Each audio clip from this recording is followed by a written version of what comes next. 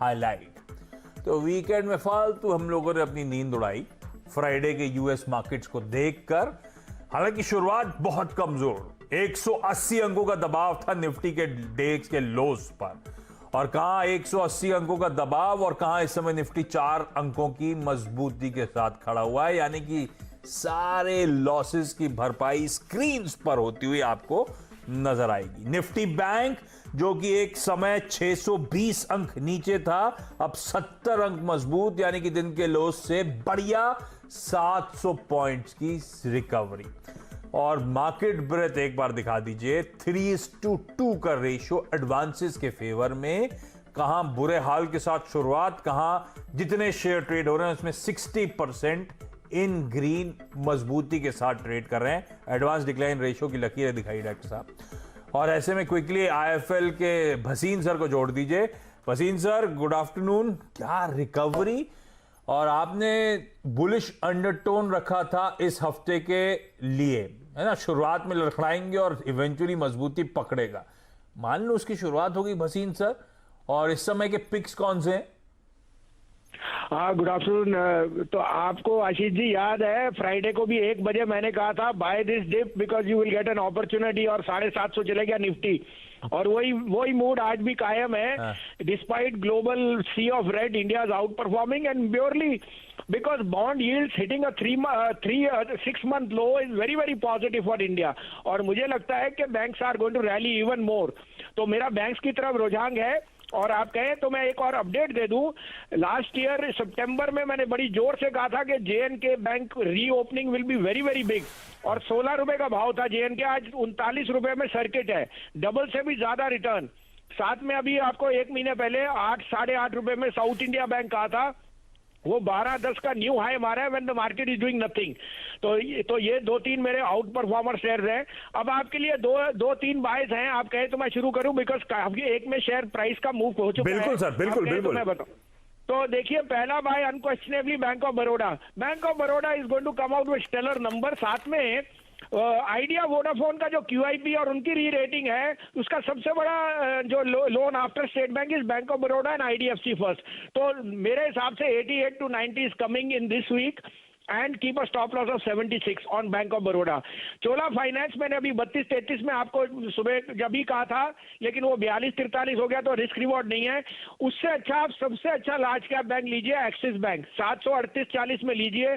Keep a stop loss of 725. Axis is headed to 775 to 780. और दिन के लोज से एक्सिस बैंक में बढ़िया रिकवरी बन भी रही है। इन ग्रीन लौटा है एक्सिस बैंक। तो बैंक ऑफ बड़ौदा और एक्सिस बैंक, इन दोनों स्टॉक्स में तेजी करने का मन। और भसीन सर ने वाकई वो कहा था कि मजबूती लौटेगी, और वो लौटती हुई स्क्रीन्स पर। हम ग्लोबल इकोनॉमी, ग्लोबल मार्केट्स में वाकई आउट परफॉर्म कर रहे हैं।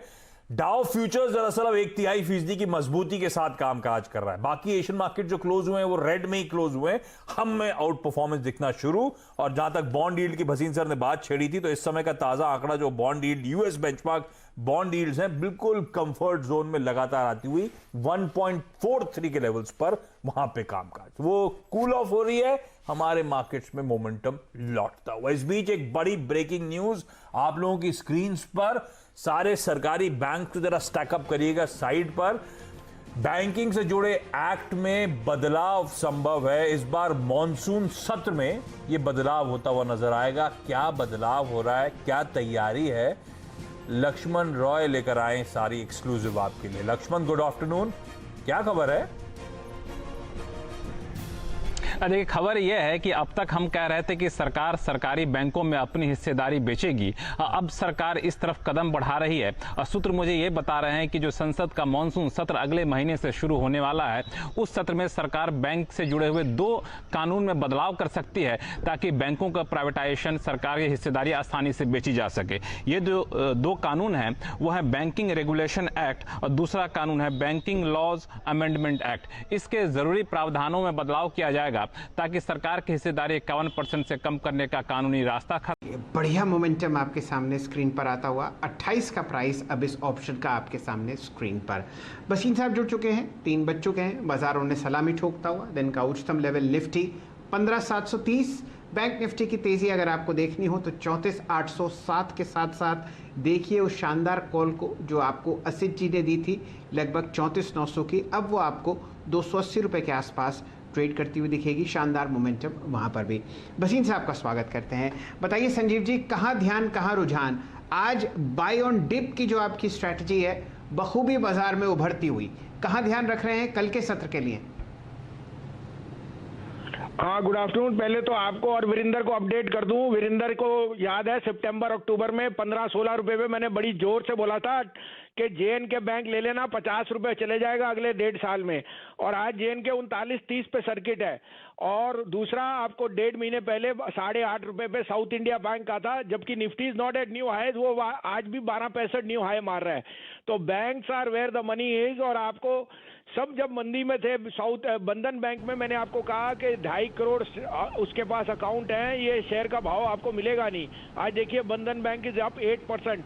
375 का टारगेट आपको जुलाई में दिख जाएगा। Bandhan Bank is going to be hitting 500 rupees in the next 1 year. दूसरा, मैंने आपको बैंक ऑफ बड़ौदा और IDFC फर्स्ट किया, दोनों ने अपने बहुत बढ़िया मूव दिए हैं, 4-4%। अब 2 बायज हैं, आप कहे तो मैं शुरू करूं।